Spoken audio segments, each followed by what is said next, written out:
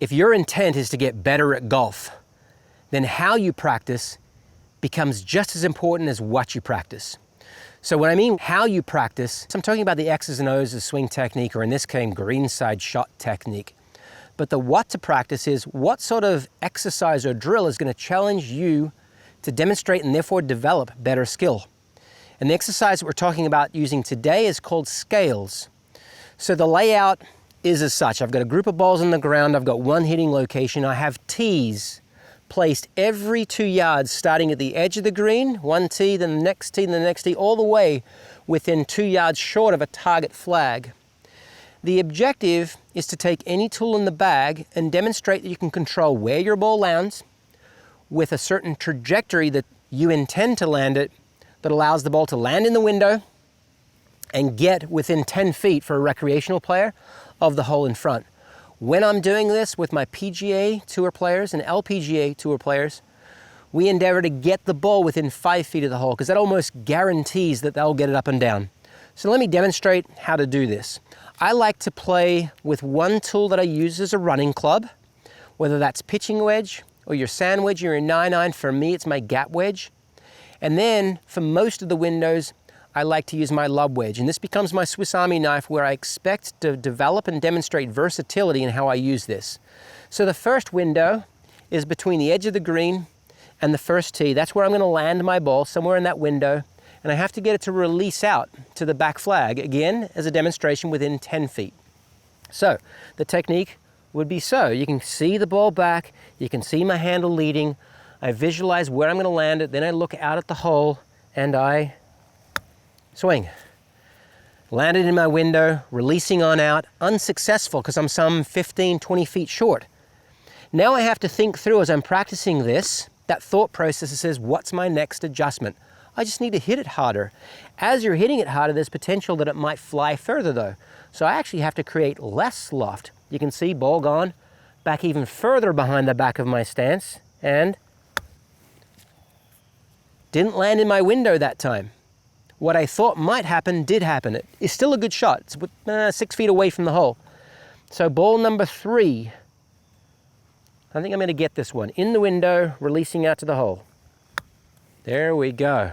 That's a beautiful shot. Launch angle might have been 1 degree, and it might go in. Nope, just behind it.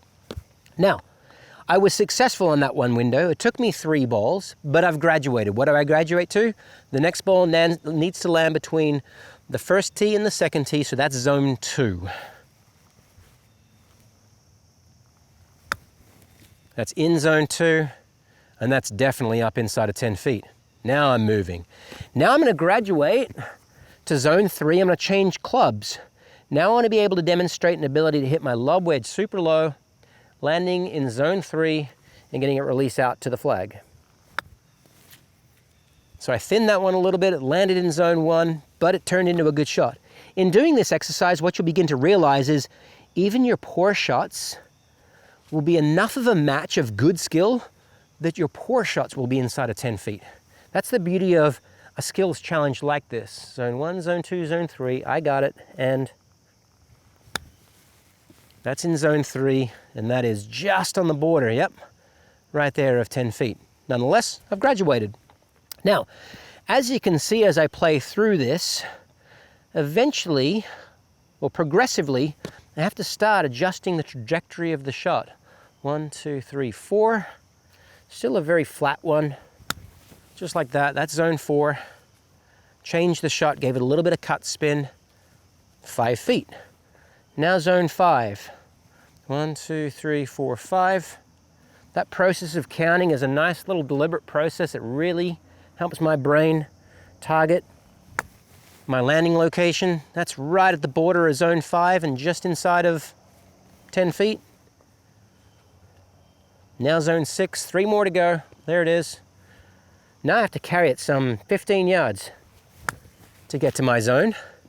Nope, that was landing in zone 7. Again, by accident, a good shot. Skills were close enough. There's zone 6. Yep, beautiful shot. You can probably see that once I get to zone 8, I'm going to hit more of a mid-trajectory pitch shot. Start a new little turf patch. Zone 7. There it is, little flat spinner. Beautiful. Now this last shot, zone 8, to complete the exercise.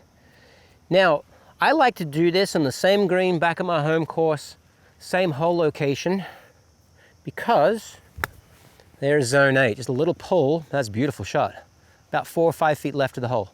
As I was saying, I like to do this in the same hole location, from the same location, because once I've completed it, it gives me a score. It tells me how precise or how tuned my scales drills are. So I've got 1, 2, 3, 4, 5, 6, 7, 8, 9, 10, 11, 12, 13 balls it took me to complete those 8 zones.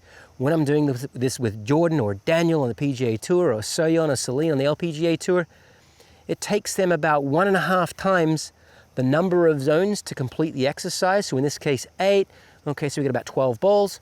I'm pretty close to their standard. Give scales a try. You're sure to start hitting better shots around the greens, start getting those balls up and down, and start lowering your scores.